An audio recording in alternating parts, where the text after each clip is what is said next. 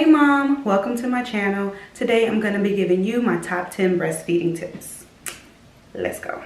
So my baby girl recently turned 5 months, and it's so hard to believe that it's already been half year since she's been here. And in celebrating her 5 months, my husband and I were just reflecting and discussing when we first brought her home and how many challenges we've overcome as it relates to feeding her. It used to be a really big struggle, and now he's just like, oh my God, you're such a pro. And in discussing some of those challenges, he kind of reminded me of a lot of the things that I had forgotten. Now that she is getting bigger, I'm starting to see new challenges that come along with nursing an older baby. But before we forget where we came from, I just wanted to make a video documenting some of the things that I've been doing from then until now that has helped me to successfully breastfeed for 5 months. Tip number 1 is to make sure that you have a good latch. A good latch is a major key. First of all, breastfeeding should not be painful. Of course, in the beginning, there is a little discomfort, not pain, but a little discomfort because, I mean, you have somebody just like gnawing on your nipple all day. But it shouldn't be painful, and as you fix your latch, it definitely shouldn't be painful. And another one of my fears was, is baby getting enough milk? Because you're breastfeeding, it's not like you have a bottle, you can't see the line, you don't know how much baby is getting. And so those two things worried me a lot in the beginning, but fixing my latch really helped me with those issues, specifically making sure that my latch was deep enough. So I was focusing just trying to get my nipple into baby's mouth, but you want to make sure that you're getting the nipple in the area around the areola into baby's mouth. So I mean, if you constantly think about somebody just like biting on your nipple, of course that's going to be painful, but if you can get that nipple area and the areola baby gets on, there's no pain at all. Milk just doesn't come out of the nipple. That's one thing that I had to learn too. Getting that deep latch is going to ensure that baby is getting all of her milk, because milk comes from the nipple, it comes from the area around the nipple. She's getting all of her milk, and so, you know, that's good. Also, if you're having issues just with latching baby in general, once you get baby on, it's just like, okay, she's on, like I've been trying to get her latched, she's sucking, like she has to be getting something. Even if it is painful, I'm just gonna keep going because finally we're here, we made it. In the beginning, it's going to be irritating. You have to train baby to have a good latch, because as babies get older, they're going to get a little more laxed anyway. And so if you're starting with an already laxed and latch that's not good, it's just going to kind of continue to get worse, which could impede on your breastfeeding journey. So I would say, just if you know the latch is not right, you know it's uncomfortable, it's painful, unlatch and relatch baby. And she may get a little irritated, you may get a little irritated, but training her early is going to be key to having a long breastfeeding journey. My second tip is to make sure that baby is not using you as a pacifier. I will be feeding baby 20 minutes on one boob, 20 minutes on the other boob, and as soon as I put her down, like she's still acting like she's hungry, and I'm like, girl, you just been eating for 40 minutes. You cannot possibly be hungry. What I found was that baby was using me as a pacifier and not exactly eating. When baby is using you as a pacifier, they're gonna have these like little shallow sucks. But when baby is actually eating, you should be able to see it like in the throat area and kind of here. There's this gulping that you can see. And when baby was on, I would look for this, that gulping, look at the chin, look at the neck. That's how I would know that baby was actually eating. And this just helps you to not be so crazy. Like, all right, baby's using me right now as a pacifier. She just wants to be close to me for comfort. You can expect that, all right, baby's going to want to eat for real again soon. And it just helps you to not be so crazy. My third tip is to limit the use of bottles and pacifiers, especially in the beginning of your journey. One reason why you want to do this is to limit nipple confusion. You want baby to get used to your nipple before you start introducing artificial nipples. You want baby to accept your nipple. You want baby to hop on your nipple quickly. You want to have your latch down before you start introducing all of these other nipples, because it can confuse baby. With bottles in particular, you definitely want to limit that, especially in the beginning, because breastfeeding is hard work for babies. I know that because my baby was premature, and like in the beginning it was a lot of work for her to eat. But when you think about breastfeeding versus a bottle, the nipple is already erect, the milk is right there. Like, it's really easy for baby to get that milk. You want to make sure that you're not just offering baby the bottle, because baby is probably going to start preferring that bottle over breastfeeding, and then over time baby will start rejecting your nipple, and then you won't have any choice but to bottle feed. Pacifiers extend baby's eating time, so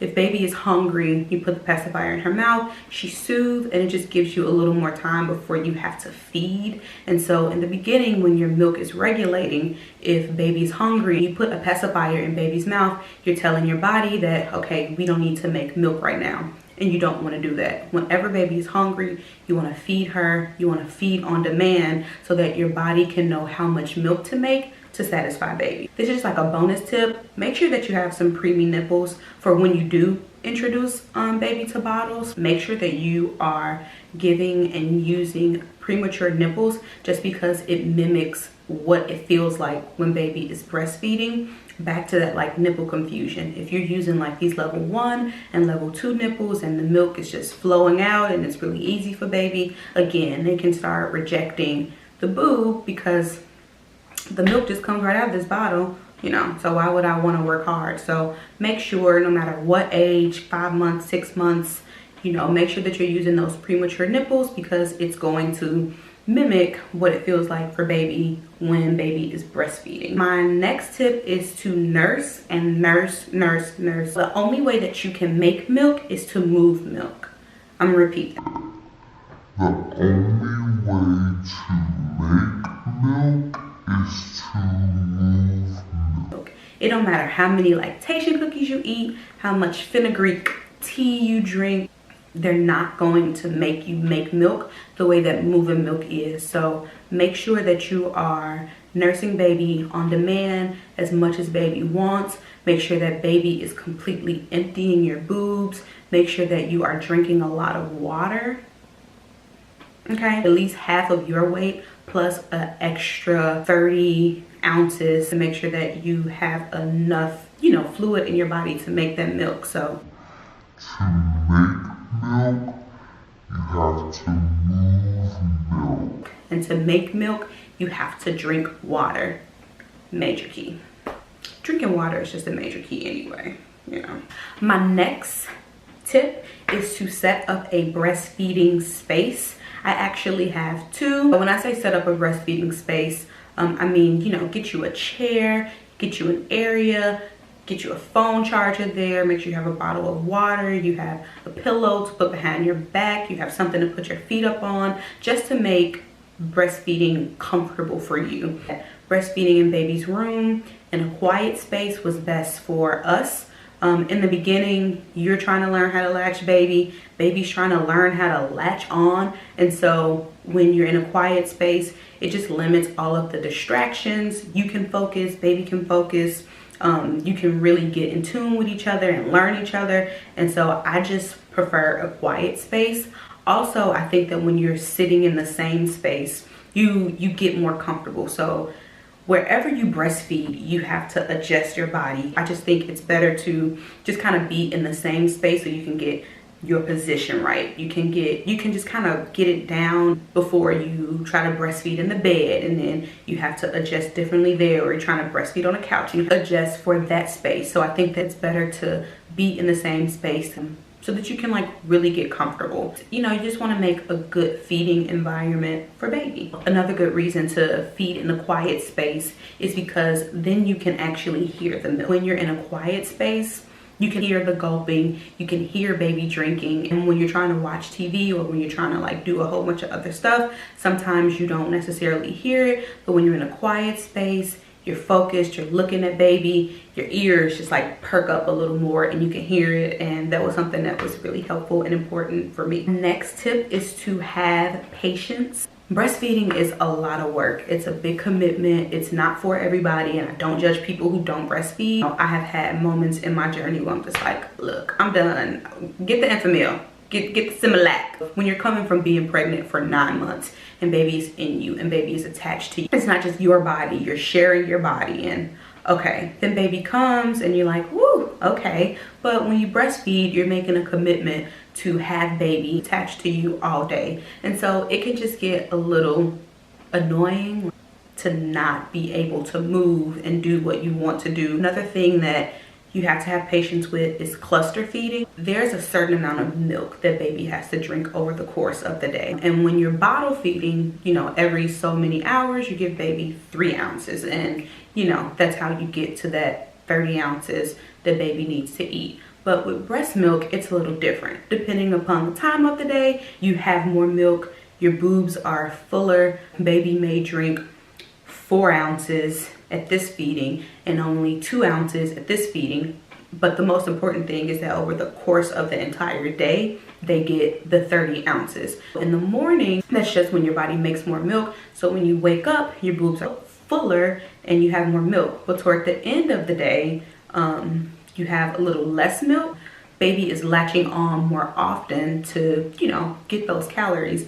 You just have to sit still. That can be baby on the boob every hour. That can be every 30 minutes. Sometimes you're just stuck. You're just sitting there. Like, you can't eat. You can barely go to the bathroom. Like, you just have to sit there and feed baby and switch boobs. And it's just like, oh my God, like, I just want to get up. But I just want to say that there's nothing wrong with you. There's nothing wrong with your supply. It's normal. Baby does grow out of it. Like, it will go away. It's a quick tip, just something I'm going to throw out there, but I am going to make a separate video about it. Is to not compare your breastfed baby to a formula fed baby. I mean, truth be told, you shouldn't compare your baby at all. Everybody's baby is different. Everybody's breastfeeding journey is different. But I say, especially with formula versus the breast. For example, when you are formula feeding, baby can go a little bit more time in between when they have to feed. But with breast milk, it's so natural. It's in, it's out, and then it's time to feed baby again. That means that you have to feed baby more frequently. And sometimes you're like, this baby, you know, they went 3 or 4 hours without eating. Or sometimes people, you know, can kind of get in your head like, oh, you gotta feed her again. And it can be kind of tempting to want to switch over because it may seem like it is easier to formula feed. In some ways it may be, but I just want to say, don't get discouraged and like, don't think that there's anything wrong with your baby. It's a different journey. We're gonna really have to like fix my mental.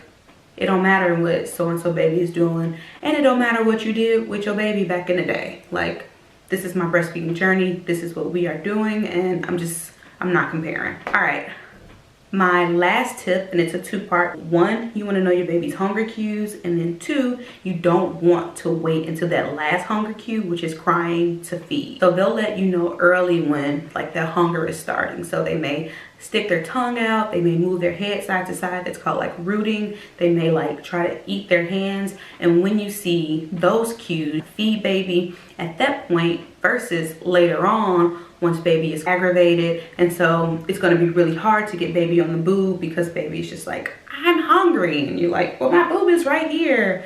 Versus you're catching them early when they're just a little hungry, and it's a little easier to latch them on. So 1, you have to study your baby, observe your baby, know their hunger cues and know when to catch that early. And then of course at the end, you want to get them before they get to that aggravated state when they're crying, because then they're crying and you're crying and they're aggravated and you're aggravated. And it's just not a good experience. So one way to catch that is to catch them early. That's it. So those were all of my tips, all of my breastfeeding tips. Thank you guys so much for sitting and watching my first YouTube video. Yay, I'm so excited. You're probably going to get a lot of breastfeeding videos on this channel just because breastfeeding is something that I'm super passionate about. Like, I'm a breastfeeding advocate. It's just something that was really important to me. I think that breast is best. I think that it's one of the best things that you can do for your baby. I know that it's really hard. So on this channel, I really want to encourage moms to keep going. As I'm learning things, I want to share things with other people. I really want to be a resource, and if there's anything that I can share with other moms that will help them to continue on this journey, that's what I want to do.